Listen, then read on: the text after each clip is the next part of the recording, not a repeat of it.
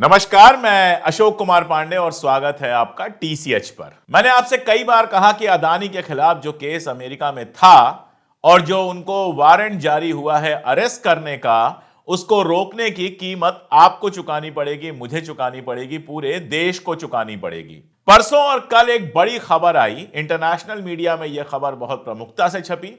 हमारे यहां फाइनेंशियल अखबारों ने यह खबर तो छापी, हिंदू ने छापी, लेकिन जो लोकल अखबार होते हैं, जो ज्यादा लोगों तक पहुंचते हैं, उनमें यह खबर गायब है। और गोदी मीडिया इस खबर पर बात ही नहीं करेगी क्योंकि पापा का राज खुल जाएगा। बहुत बड़ी खबर है, आपकी और हमारी जेब पर डाका डालने वाली है। और हम पहले से ही जो परेशान हैं, रोज नई जीएसटी, कहीं यहां टैक्स कहीं वहां टैक्स, एक और नया भार हमारी जेब पर पड़ने वाला है और गोदी मीडिया इसको छुपाने में लगा हुआ है। तो हमारा फर्ज बन जाता है कि इसको हम बाहर लाएं। दरअसल हुआ क्या कि पिछले फ्राइडे को अमेरिका ने फिर से एक बार सैंक्शन लगाए रशिया के ऊपर। अब आप कहेंगे कि सैंक्शन लगा रशिया के ऊपर, आपको क्यों दर्द हो रहा है? सुनिए सुनिए, दर्द आप तक ही पहुंचने वाला है, इसलिए ही बता रहा हूं। वरना रशिया में कुछ हो तो मुझे बहुत ज्यादा इंटरेस्ट नहीं होता है, मेरा इंटरेस्ट अपने देश का है। तो रशिया में सैंक्शन लगाए। रशिया का जो एक्सपोर्ट ऑयल सप्लाई चेन है, यानी जो वो तेल बेचता है, उसका जो पूरा सप्लाई चेन है, उसके ऊपर सैंक्शन लगाया। और साथ में दो बड़ी कंपनियों के ऊपर लगाया, जिसमें से एक है गैसप्रॉम नेफ्ट गैस लिमिटेड। अब जरा सा एक सेकंड रुक के सोचिए। भारत, अभी हाल में यह खबर आई कि भारत यूरोप को तेल सप्लाई करने वाला सबसे बड़ा देश बन गया है। भारत जहां इतना भी तेल नहीं होता कि अपनी जरूरतें पूरी कर सके, हम कोई तेल उत्पादक देश नहीं है, हमारे यहां ऑयल रिफाइनरीज का कोई बहुत मामला नहीं है, हमारे आसपास के समंदर से बहुत तेल नहीं पाया जाता। हम सबसे ज्यादा तेल एक्सपोर्ट कर रहे थे किसको? यूरोपियन कंट्रीज को। कैसे कैसे का खेल बड़ा मजेदार है। पिछली बार अमेरिका ने सैंक्शन लगाया रशिया के ऊपर, भारत ने कहा हम ये सैंक्शन नहीं मानेंगे। अमेरिका ने जो सैंक्शन लगाया था वो यूरोप ने मान लिया।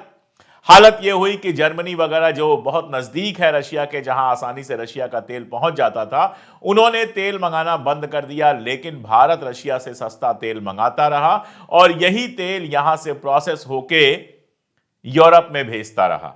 यानी रशिया से सस्ता तेल लिया, यहां प्रोसेस हुआ और यहां से सीधे चला गया यूरोप में। और इस तरह से हम अमेरिका के सैंक्शन की मुखालिफत करके तेल से पैसा कमा रहे थे। हम तो क्या कमा रहे थे?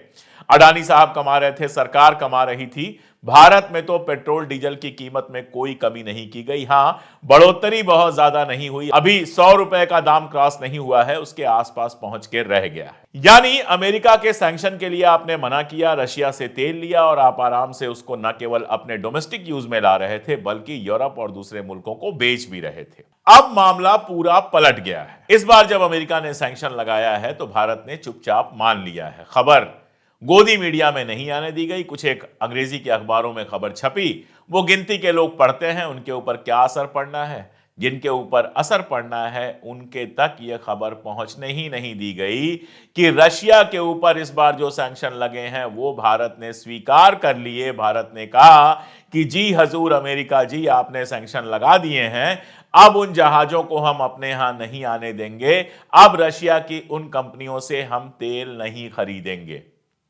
अब सोचिएगा कि पिछली बार बड़े आराम से आपने कह दिया था हम सैंक्शन नहीं मानते हैं, इस बार आप सैंक्शन को मान रहे हैं। इसको नोट करके रखिएगा, अभी बताऊंगा क्या कारण है, आगे बात करेंगे। बड़ी बात यह है कि इसका असर क्या होगा, भारत द्वारा अमेरिका के सैंक्शंस को स्वीकार कर लेने का असर क्या होगा। सारे जो इंपॉर्टेंट अखबार हैं, times of India, economic times, ये जो आर्थिक विषयों पर ज्यादा बोलते हैं, इन अखबारों और खास तौर पर विदेशी मीडिया में राइटर्स हो या फाइनेंशियल टाइम्स हो, इन सारे अखबारों में इसकी डिटेल खबरें छपी हैं। और केवल खबर नहीं, एनालिसिस भी छपी है। और वो एनालिसिस दो चीजें बहुत साफ बताती है। पहली बात कि हमारे यहां तेल की कमी नहीं होने वाली है, तेल हमारे यहां पर्याप्त रहेगा। दूसरी बात यह है कि तेल की कॉस्ट बढ़ जाएगी। तेल की जो कॉस्ट हमको पड़ रही थी वो बढ़ जाएगी। और जब तेल की कॉस्ट बढ़ेगी तो उसका असर किस पे आएगा? उसका असर डाला जाएगा कंज्यूमर पर। यानी सीधा मामला यह है कि देश के अंदर पेट्रोल और डीजल की कीमत लगातार बढ़ती जाएगी। शुरू के 2 महीनों में बहुत असर नहीं दिखाई देगा, लेकिन उसके बाद पेट्रोल और डीजल की कीमत बहुत बढ़ती जाएगी, क्योंकि हम रशियन ऑयल नहीं खरीदेंगे, फिर हम जाकर मिडिल ईस्ट में ऑयल खरीदेंगे। और मिडिल ईस्ट आप जानते हैं, वहां की जो ऑयल एक्सपोर्टिंग कंट्रीज है उसमें ईरान के ऊपर भी बैन लगा हुआ है। तो ईरान के अलावा जो मिडिल ईस्ट कंट्रीज हैं उनसे हम तेल खरीदेंगे। ये वही कंट्रीज हैं जिन पर अमेरिका का पूरा वर्चस्व है। अमेरिका अपने हिसाब से तेल की कीमत और सप्लाई तय करेगा और इसका नुकसान हमको सीधे सीधे होना पड़ेगा। रशिया से जो हमारे यहां ऑयल आता है उसमें 2 तरह की खरीद होती है। एक लॉन्ग टर्म होती है, एक स्पॉट परचेज होता है जो तुरंत के तुरंत खरीदा जाता है। और भारत में जितना तेल खरीदा जाता है उसका 40 से 45% जो है वो स्पॉट परचेज पे होता है। इस पर असर पड़ेगा। मैं आपको बता दूं कि रशिया जो है वो भारत को क्रूड ऑयल पर $3 प्रति बैरल की छूट देता है। यह सब्सिडी देता है रशिया, जिससे उसका तेल हमारे लिए सस्ता हो जाता है। ये सब्सिडी हाथ से निकल जाएगी, कोई भी मिडिल ईस्टर्न कंट्री आपको ये सब्सिडी नहीं देगी। नतीजा वही कि आपके यहां क्रूड ऑयल का दाम बढ़ जाएगा, और जब क्रूड ऑयल का दाम बढ़ जाएगा तो पेट्रोल और डीजल का भी दाम बढ़ेगा। पेट्रोल और डीजल का दाम बढ़ेगा तो ट्रांसपोर्ट का कॉस्ट बढ़ जाएगा। तो ना केवल आपको पेट्रोल और डीजल के लिए ज्यादा पैसा देना पड़ेगा, बल्कि साथ में ही आपको एक और दिक्कत आएगी कि देश में महंगाई फिर से एक बार बढ़ जाएगी। चाहे अनाज हो, चाहे कोई और माल हो, सारा ट्रकों से ही ढोया जाता है। डीजल की कीमत बढ़ेगी, ट्रांसपोर्ट कॉस्ट बढ़ेगी, तो उन चीजों की कीमत भी बढ़ जाएगी। इसलिए तैयार रहिए कि आपकी जेब और कटने वाली है। अब आप कहेंगे कि आप ये सारा तमाशा कर लिए, लेकिन आपने ये तो बताया नहीं कि अदानी इसमें कैसे जुड़ा हुआ है। देखिए, क्लिकबेट करने वाले चैनल्स में से हम नहीं हैं। हम जो लिखते हैं उसके सबूत देते हैं और पूरे सबूत के साथ आपको बताते हैं। अडानी जी का मामला क्या है आप जानते हैं। अडानी जी का केस जो है वो अमेरिका में है और अमेरिका में उनके खिलाफ जारी हुआ है अरेस्ट वारंट। अब अमेरिका और इंडिया के बीच में प्रत्यर्पण संधि है, यानी कोई अमेरिकी अगर भारत के अंदर कोई अपराध करता है और फिर भाग के अमेरिका चला जाता है, तो भारत अमेरिका से कह सकता है उसको हमारे यहां भेजिए ताकि उसको हम सजा दिला सकें। ऐसे ही अगर किसी भारतीय को अमेरिका में सजा हुई है और वो भारत में रह रहा है, तो अमेरिका उसके प्रत्यर्पण के लिए उसको अमेरिका भेजने के लिए भारत सरकार को कह सकता है। अब अडानी जी के ऊपर जो केस हुआ है वो हुआ है अमेरिका में। नंबर 2 का काम जो उन्होंने किया है, जो आरोप उनके ऊपर लगा है घूस वगैरह देने का, वो तो भारत में ही दिया है। लेकिन केस चल रहा है अमेरिका में, क्योंकि वहां के इन्वेस्टर्स को धोखा देने का मामला है। अब उनके सारे केसेज एक साथ क्लब कर दिए गए हैं और उनके खिलाफ अरेस्ट वारंट है। तो अमेरिका क्या कर सकता है? अमेरिका बहुत सीधे सीधे ये कर सकता है कि भारत सरकार से कहे कि अडानी को हमें सौंप दो। और अडानी को अगर भारत सरकार सौंप देगी तो फिर बताइए भारत सरकार को चलाएगा कौन? सब जानते हैं कि गद्दी पे कोई बैठा हो, हमारे यहां सरकार चलाना, सरकार गिराना, ये सब अडानी जी करते हैं। आप कहेंगे फिर वही पुरानी कहानी। नहीं, यही कहानी में ट्विस्ट है। अब भारत सरकार कैसे भी चाहेगी कि अडानी को वहां कोई सजा ना हो, अडानी को वहां भेजना ना पड़े। अब ये बातें पब्लिक में तो होती नहीं है, ये बातें होती हैं अंदर खाने। अंदर खाने बात हुई और अमेरिका ने दबाव बनाना शुरू किया। ये मेरा कैलकुलेशन है। अमेरिका ने दबाव बनाना शुरू किया तो उसके बाद पहला असर क्या हुआ आपको याद है? ब्रिक्स की समिट हुई थी, मोदी जी बड़े जोर शोर से वहां गए थे।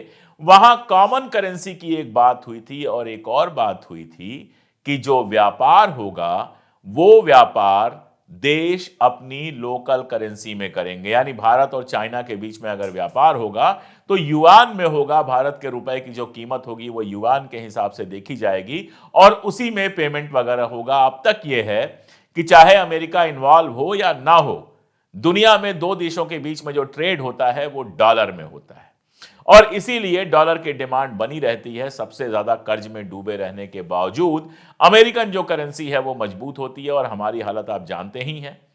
हमारी करेंसी अब 86 रुपए क्रॉस कर गई है, यानी $1 की कीमत 86 रुपए से ज्यादा हो गई है। तो वैसे ही हमारी करेंसी लगातार गिरती जा रही है। तो उस समय मोदी जी ने भी बड़े जोर शोर से कहा था कि हिंदुस्तान भी लोकल करेंसी में व्यापार के पक्षधर है और अगर भारत का भला देखें तो इसी में है कि लोकल करेंसी में वो अलग अलग मुल्कों से अपने तरीके से व्यापार करें। लेकिन अडानी जी का मामला आने के बाद आपने देखा क्या हुआ। मोदी जी मुकर गए, ब्रिक्स में गए थे, रशिया और चाइना के साथ खड़े थे और अब मोदी जी मुकर गए। मोदी जी ने कहा कि नहीं भाई, हम तो अब डॉलर में ही व्यापार करेंगे। यह था पहला दबाव। दूसरा दबाव, पिछली बार भी यही अमेरिका था, यही रशिया था, यही भारत था, यही सारा कुछ था। लेकिन अमेरिका ने जब सैंक्शन लगाया तो भारत ने कहा कि हम अपना हित देखेंगे, और देखना भी चाहिए था, बिल्कुल सही निर्णय था। भारत ने कहा हम अपना हित देखेंगे, आपकी लड़ाई चल रही है, आप सैंक्शन लगा रहे हैं, हमें इस सैंक्शन से कोई मतलब नहीं है, हम रशिया से सस्ता तेल खरीदेंगे। उससे फायदा यह हुआ कि एक तो डोमेस्टिक मार्केट में पेट्रोल और डीजल की कीमत बहुत ज्यादा नहीं बढ़ने दी गई, दूसरा भारत ने यूरोप और दूसरे देशों को रशिया से खरीदा हुआ सस्ता तेल एक्सपोर्ट किया और उसमें अच्छा खासा पैसा कमाया। अब भले इसका बड़ा हिस्सा अदानी जी के हाथ में गया हो, लेकिन ठीक है, भारत ने कमाया। अब हालत यह हुई है कि जब इस बार बाइडेन ने सैंक्शन लगाया है तो उसका कोई विरोध ही नहीं किया गया है, चुपचाप मान लिया गया है। और अभी तो यह अंगड़ाई है, आगे बहुत लड़ाई है, ट्रंप आ रहा है और आप जानते हैं ट्रंप ने मोदी जी को अपने शपथ ग्रहण समारोह तक में नहीं बुलाया है, तो उसका रुख क्या है वो बहुत क्लियर है। धमकियां तो वो दे ही रहा है, टैरिफ की और फला फला की। अब साहिब की दिक्कत यह है कि अडानी को किसी हाल में सौंप नहीं सकते हैं। ट्रंप ये उनका वीक पॉइंट जानता है, अमेरिका उनका वीक पॉइंट जानता है, तो लगातार बांह मरोड़ी जाएगी, लगातार अपने हिसाब से समझौते कराए जाएंगे, लगातार झुकाया जाएगा, लगातार रशिया और चाइना के खिलाफ खड़ा किया जाएगा और इन सब की कीमत चुकाएंगे आप और हम। यह होता है जब आप अपने देश का सारा सिस्टम, जब अपने देश का सारा पैसा, सारा सिस्टम, हवाई जहाज, फलाना ढिमकाना सब उठाकर एक पूंजीपति को सौंप देते हैं और वो पूंजीपति सरकार गिराने और बनाने की जो मीटिंग्स होती हैं वो अपने घर पे कराता है, जिसमें शरद पवार और अमित शाह और अजित पवार और प्रफुल्ल पटेल जैसे बड़े बड़े लोग जाकर भाग लेते हैं। तब यह होता है कि एक पूंजीपति अपने बच्चे की शादी करता है और उसमें बड़े बड़े नाचने पहुंच जाते हैं, जब देश को ऐसे पूंजीपतियों के सामने गिरवी रख दिया जाता है। बहुत लोगों को लगता है कि अडानी सिर्फ आर्थिक मसला है। अडानी आर्थिक मसला नहीं है, अडानी पॉलिटिकल मसला है। अगर आपको नहीं समझ में आ रहा है तो सिर्फ और सिर्फ आपकी प्रॉब्लम है।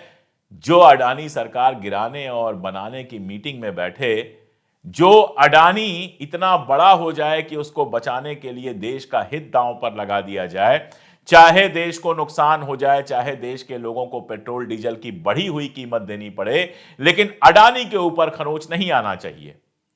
जब यह हालत हो जाती है कि सेबी की चीफ संसद से बड़ी हो जाती हैं, संसद की जेपीसी उनको बुलाती है और वो नहीं जाती हैं, जब यह हालत हो जाती है कि इन लोगों को पता होता है कि कानून इनके खिलाफ कुछ नहीं करेगा, हिडनबर्ग की रिपोर्ट आती है, लेकिन सरकार और सरकारी पार्टी अडानी के समर्थन में बिल्कुल अभियान चलाने लगती है, तब ऐसे हालात आते हैं कि वो अपराध करता है और उसकी कीमत पूरा देश चुकाता है। अभी मैं बताऊं आपको, एक आयोजन हो रहा है कलकत्ता में, एक लिटरेचर फेस्टिवल हो रहा है।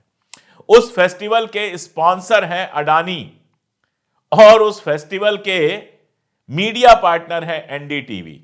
यानी सीधे सीधे अडानी जी को अब यह लग रहा है कि बाकी सब तो खरीद ही लिया, ये लिटरेचर लिखने वाले बहुत ज्यादा चिल्लाते रहते हैं, ये लिखने पढ़ने वाले बहुत ज्यादा देश हित की बात करते हैं, इनको भी धीरे धीरे खरीदने का इंतजाम कर लेते हैं। और बहुत सारे लोगों को लगता है कि इससे कोई फर्क नहीं पड़ता। एक पूरा देश, एक पूरे देश का जो सिस्टम है वो अडानी के हाथ में सौंपा जा रहा है।